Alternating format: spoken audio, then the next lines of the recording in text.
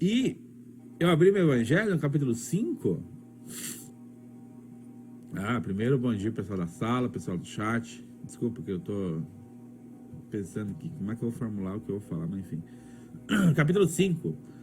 O mal e o remédio. Item 19. Será a terra um lugar de gozo? Um paraíso de delícias? Delícia. Já não pessoas mais aos vossos ouvidos a voz do profeta? Não proclamou que haveria prantos e ranger de dentes para os que nascem nesse vale de dores? Esperai, pois todos vós que aí viveis, causticantes lágrimas e amargos sofrer, e, por mais agudas e profundas sejam as vossas dores, volvei olhar para o céu, e bendizei do Senhor por ter querido experimentar-vos, perdão. Ó homens, dar-se-á não conheçais o poder de vosso Senhor, senão quando ele vos haja curado as chagas do corpo e coroado de beatitude e ventura os vossos dias? Dar-se-á, não reconheçais o seu amor, senão quando vos tenha adornado o corpo de todas as glórias e lhe haja restituído o brilho e a brancura? Amigo, eu vou cessar por hora a leitura do Evangelho e uma pergunta ligada ao Evangelho. A gente compreende até aí, um pouquinho mais adiante, o que o Evangelho quer dizer. Mas muitas das vezes é difícil reconhecer que aqui é o paraíso. Ponto. Também fica difícil, muitas das vezes, se reconhecer que o malefício é a mais pura transformação da alma. Ponto. Também eu fico pensando muitas das vezes, agora muito mais do que antes, de uma forma tá me mexendo por dentro, o próprio malefício que a gente faz contra os animais. Ponto. Também me percebo quando eu sou o gerador do malefício para os outros. Não é hipocrisia, não. Talvez é um arranhado de lucidez. Que no momento dá aquela explosão maluca, aquele tormento, aquela... Mas assim... Tudo isso a gente é acostumado. E as coisas horrendas que a gente não consegue ver. Fica à vontade, meu amigo.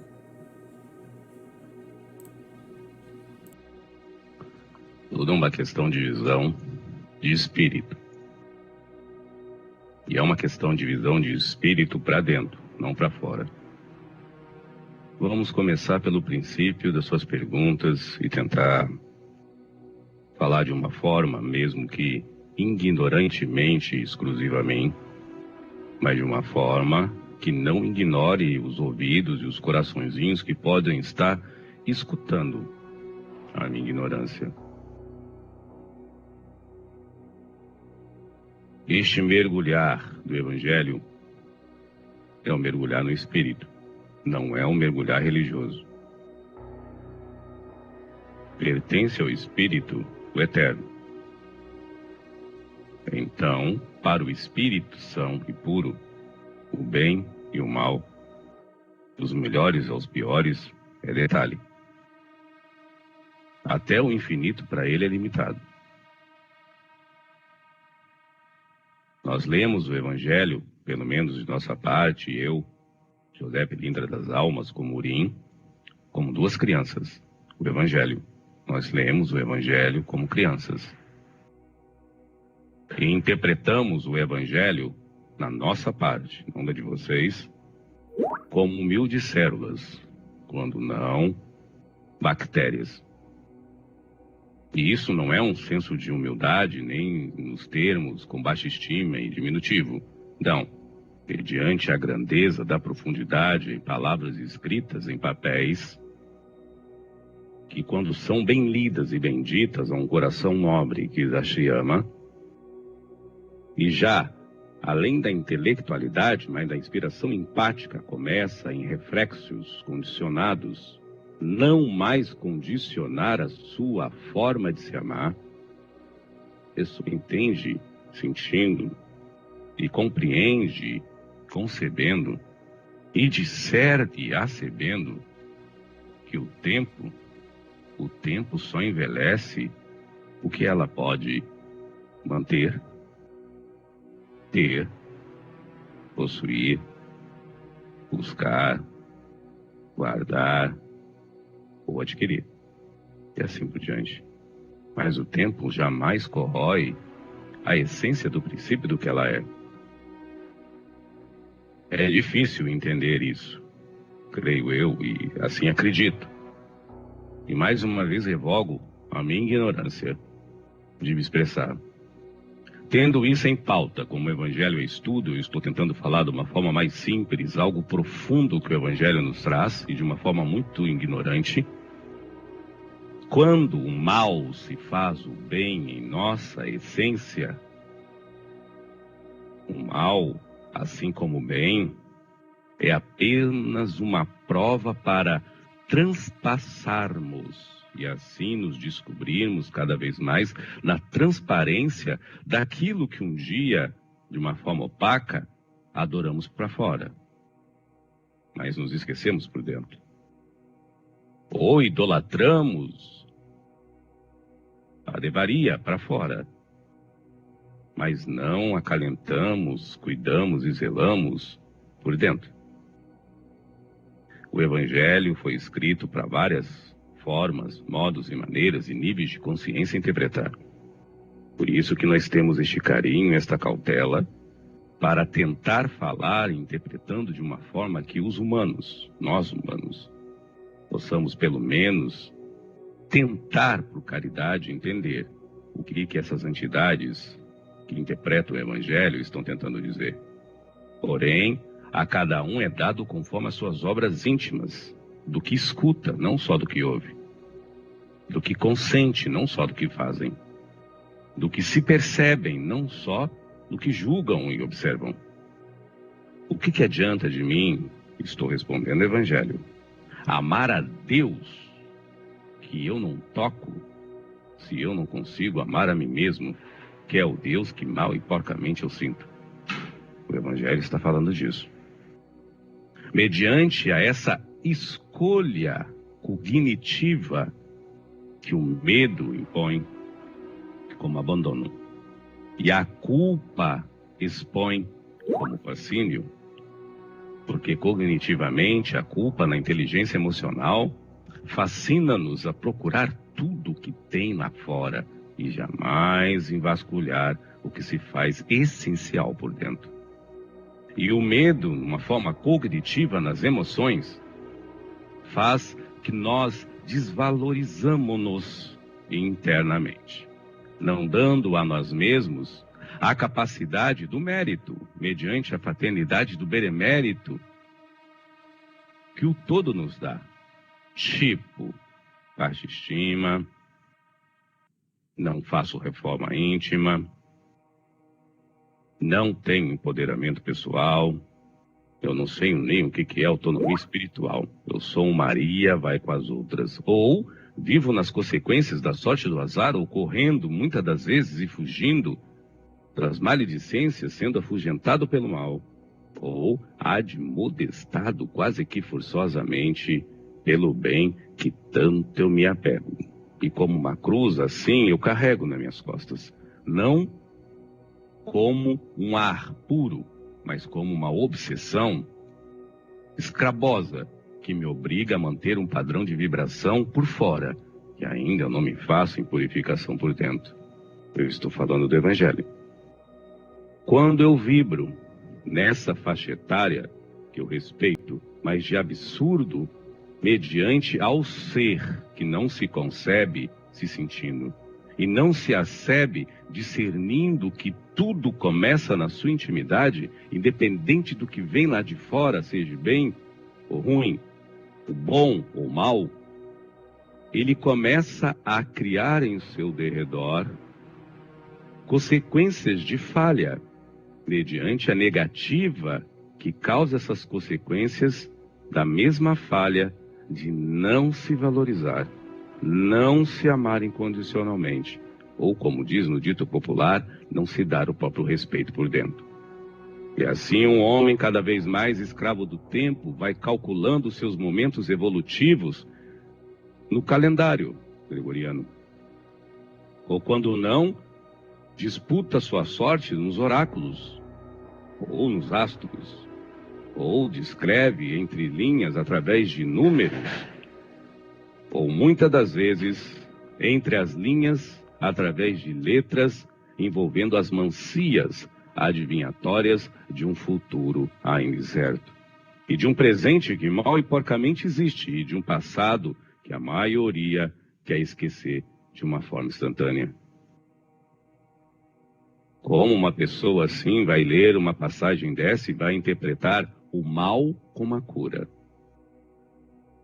É praticamente possível, porque a ansiedade de sobreviver há de muito transpassou a qualidade da lucidez de viver a vida. E a carência de se sentir em paz está tão ferrenha que ele ou ela em si se apega nos modismos e nos achismos, classificando o mal do outro visível como demônio em sua existência. Ou os males das sociedades visíveis como os daimons da sua sobrevivência. E o silêncio que compete a si só, umbral, ou muitas das vezes, o cárcere do próprio demônio. E lá de vez em quando, entre a sorte e o azar, uma pessoa assim, que confunde, infelizmente, sem julgamento, pretensão com fé e pré-junção com crenças, que Deus tem que resolver tudo porque Ele é amor. E tenho que ser bom porque o mal é a ruína da minha vida. Ambas potências que nós vemos nessa raça humana que faz as pessoas sofrerem. O mal, que você chama de mal, é um alerta ao bem que não lhe deixa melhor. O mal que vocês chamam de mal é apenas uma indicativa que o que você diz te fazer melhor, na sua interioridade não lhe faz bem. Vocês já pensaram que vocês sofrem muito mais por serem forçosos em manter o que não são por dentro, transparecendo uma miragem do bem que se fazem para fora? Então o que tu dizes mal é apenas uma fagulha mediante a toda labareda e fogaréu de desleixo interior e de deslealdade a esta eternidade que pertence a teu espírito. Não queres chamar de espírito? Chame de sua essência. Não quer chamar de essência? Princípios morais ou integridade ética. Caráter. Quando você tem caráter, princípios, integridade ética, dispense a intelectualidade, mas nunca há de ser dispensado, obviamente, metáfora que eu estou falando, a educação. Então a pessoa, ela entende que o mal é mal, mas se ela vive o bem que faz, a maldade que por ela é proferida é apenas um carente adoecido e oprimido, expressando-se em seu meio. E o mal que sobrecai sobre ela não é um mal que prejudicará a vida dela, mas é o mal que ainda existe a vagar para que ela tenha mais cuidado e zelo, para que ela tenha dentro de si a verdade do bem que se nutre. Não para que ela se fantasie através da realidade e da suposta verdade do melhor para o bom que ela imagina estar fazendo. Mas na sua interioridade, a reciprocidade do labareda e do fogaréu, dos infernos, do mal, apenas são acendidas pelas chispas de maldade alheia. Porém, é um pensamento para quem já entende que o eterno não é escravo do tempo. E que o espírito não é devedor da carne. É óbvio que uma criança que for raptada de eternidade, 4 anos, não vai ter esse discernimento. É óbvio que até mesmo um pai espírita ou espiritualista, estudioso, mediante ao aforismo do estavismo, nas consequências cosmológicas que envolve este globo, nas lides do cosmo, a referência do ser humano é muito mais rápido que ele se emociona do que pensa, pelo menos no organismo físico. Então a tendência é o raciocínio dizer perdão, compaixão, mas o seu emocional se espremer em cortisol e adrenalina e se corroer pelo ódio. É isso que vocês têm que vencer. Você mesmo. Não o mal que lhe vem, mas o mal que já está implantado em suas células. Homem, conheça-te e a verdade te libertará. Tudo é uma questão de visão e concepção. Mas a natureza não dá saltos. A natureza não dá saltos. Não podemos dizer a todos, eu amo, mas eu posso dizer a qualquer um, respeito. Eu não posso dizer, o amor é pleno em meu ser, mas hoje eu posso dizer, eu me respeito. E o respeito já é um divisor de águas deste famoso bem, que muitas das vezes só nos faz o pior e dos males, e deste mal, que aparentemente não nos faz tanto mal, mas mostra para nós aonde nós pecamos, acometendo as maiores das maldades, sonegando o nosso melhor, falsificando um bem a troco de banana, futilizando um melhor a troco de conveniência, banalizando o que é bom à base das aparências. Vocês me entendem? Quando um inocente sofre, ele é inocente de eternidade física. As leis são claras, da terra e do plano astral, que são diferentes, mas são claras. Porém, aquele mesmo inocente, sendo visto, não julgado, analisado, não banalizado e punido, ele é um ser antigo, tal qual ao pó dessa terra. Ele tem um histórico. E mediante a lei de ação e reação, só se pune quem se castiga, em espírito na sua intimidade. Só se pune quem não dá perdão. Só sofre quem odeia. Só se angustia quem já se afoga em mágoa. Só se agonia e só na carência e assim na ansiedade vive no seu cárcere, se assim por si só se sonega a própria paz. E tudo isso que eu falei pode estar dentro da carne, mas é algo que te titula não apenas um ego, ou um grau de consciência, ou uma mente, mas um ser espiritual que precisa se purificar em espírito, e a carne não é um impeditório disso. Por isso que todas as religiões distintas, por lógica evolutiva, desprende os seus fiéis das mesmas religiões, coligando um com o outro. Porque a cura do um do outro é servir. Como assim já foi dito por Urim, Ônix, Lisa e outros seres que aqui vêm. Benedito de Aruanda e assim, mentores e amigos espirituais de vocês que estão nos ouvindo. Então, Zé e Urim, eu devo ser neutro? Não. Você deve ser sempre ativo com a vida, não reativo apenas com a existência de sobrevivência através da não transparência, mas da aparência de um rostinho feliz, mas de um coração triste. De um corpo belo, mas de uma integridade absurdamente feia e obscura, para si, não para os outros. Será que é o mal que lhe tolhe de fazer melhor? Ou será que é a forma de como a grande maioria, tanto na fé pretensiosa, como nas crenças presunçosas, como nos valores de posse, não de qualificação, vem, entende, concebe-se, discerne-se e acebe-se, é que precisa urgentemente um abalo de renovação de olhar. E também, para que não dizer, acender-se as lamparinas nas candeias da interioridade, para que este abalo se torne uma lucidez de uma transformação de como se rever na sua própria vida. O Evangelho, ele é escrito unitariamente em vários níveis de consciência e interpretação. Porém, quando você vai lendo o Evangelho